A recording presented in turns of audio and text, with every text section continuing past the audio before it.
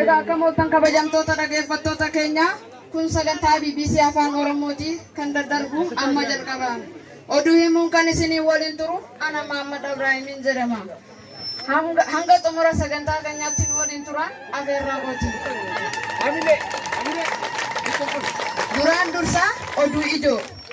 Guyyaa har'aan tanaa namoonni naannoo giddu galeessa Sharif Kaalid jiraatan gamtaa barattoota Sharif Kaalid dabalatee keessummoonni gurguddoon iddoo tokkotti wal gahuun tokkicha isaanii kan ta'e eebba barataa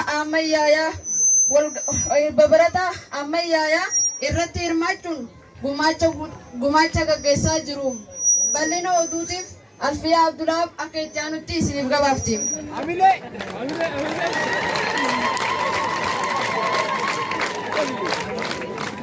Guyyaa har'aan tanaa namoonni naannoo giddu galeessa Sharif Kaalid jiraatan gamtaa barattoota Sharif Kaalid dabalatee keessummoonni gurguddoon iddoo tokkotti wal gahuun tokkichi isaanii kan barate namoonni isa barnoota isaa xumuree eebba isaa gammachuun gaggeessaa jiru.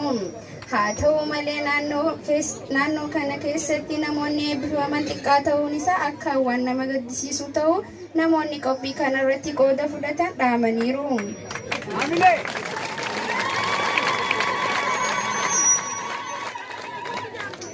Kanumaan wal qabatee haasawa Piroofeesar Ahmayyaa eebbifamaan guyyaa har'aan tanaa dhimma kana irratti taasiseen uummata isaaf erga baga nagaan dhuftanii ergaa dhaamee booda uummanni keenya rakkoo gabrummaa fi wallaala keessaa bahuuf warreen baratan irratti dirqamni akka jiru hubachiisuun nuti hundi waliin taanee uummata keenya wallaalummaa jalaa haa baafnu jechuun ergaa ajaa'ibaa dhaamaniiru.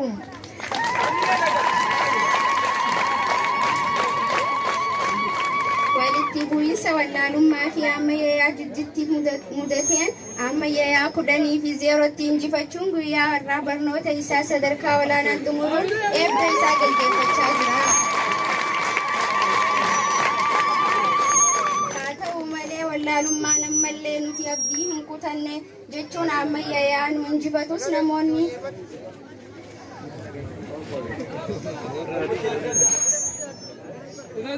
Ahmed.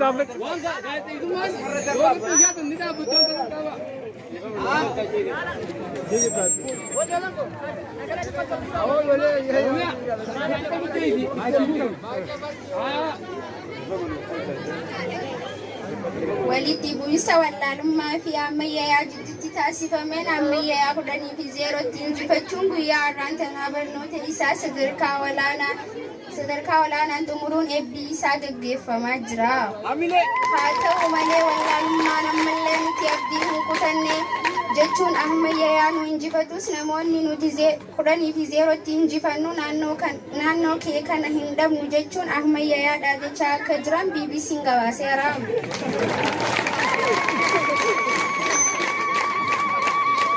Ammallee taanaan ammayyaa nuti uummata naannoo keenyaa waliin ta'uudhaan wallaalummaa naannoo keenyaa dhiisii ardii Afrikaa irraa dhabamsiisuuf iddoo awwaalchaa qopheessutti akka jiru gaafii BBC'n gaafateen deebii kennaniiru.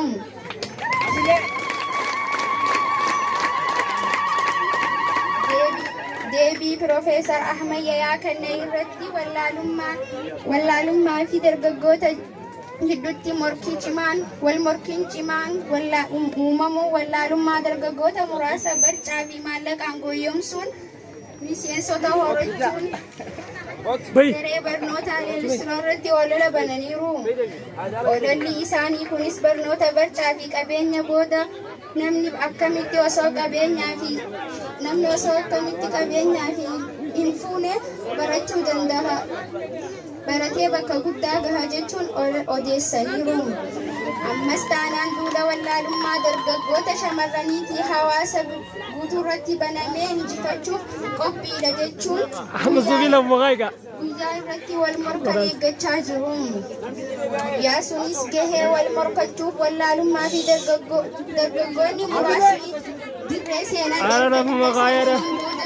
gareen Piroofeesar Ahmayyaa Oromiyaatiin durfamuu yaada mo'ataa waan dhiyeesseef morkii yeroo dheeraaf ture injifannoo Piroofeesar Ahmad Yaayaatiin xumuramtee.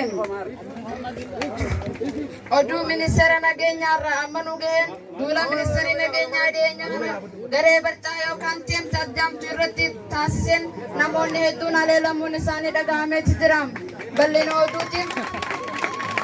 Bal'ina oduutiif Abdusalaam Mahammad akka itti dhiyaatu isiniif gabaasa. Duula ministeera nageenyaa dhiyeenya kana garee barcaa yookaan te'amchaatti jedhamtu irratti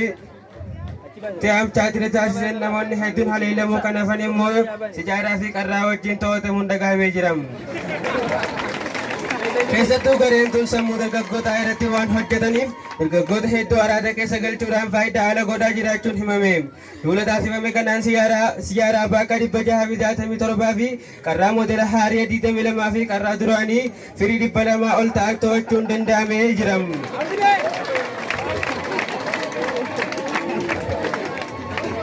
Warreen miliqan mana ooluutti galuudhaan guyyaa jimmataa silkii waliif dabalaa jiraachuu eeruun hawaasa naannichaa irraa argannee ni ifoomsam.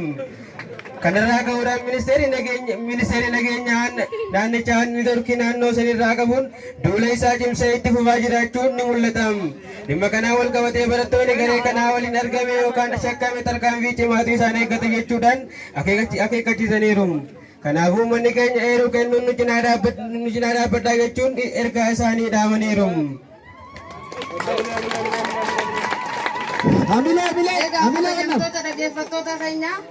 Kabajamtoota dhaggeeffattoota keenya oduun har'aaf qabannee dhiyaanne kana fakkaata qophiilee afaan wajjin turtii gaarii. Hamilee ijoollee duratti xiqqaatti gaamilee akka gaariitti kaa'uusaaf gaamilee isaanii